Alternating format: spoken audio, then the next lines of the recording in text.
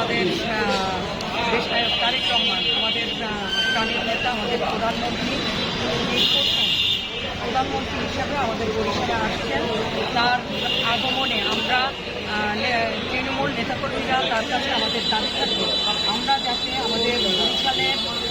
যে অর্থনৈতিক চাকাটা সেই চাকাটা যাতে সচল হয়, কারণ এখানে বেকার কর্মসংস্থানের নাই, সেটা যাতে আগে যে অর্থাৎ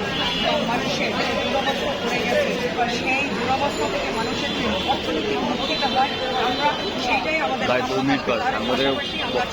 আমাদের 4 লেন হোক, আমাদের 6 লেন হোক এবং পোলার গ্যাস যাতে বরিশালে আসে এবং আমাদের যে আগে আমাদের কথা ছিল যে বরিশালে রেল লাইন আসবে, সেই রেল লাইনের যাতে দ্রুত এখানে কার্যক্রম শুরু হয় আমরা সেইটা তার কাছে চাচ্ছি। আসলে কথা হলো আমাদের এই বরিশালে অর্থনৈতিক যে মানদণ্ডটা এখন নিম্নে আছে সেই মানদণ্ডটা যেন আরও উন্নত হয় এবং বেকার সমস্যা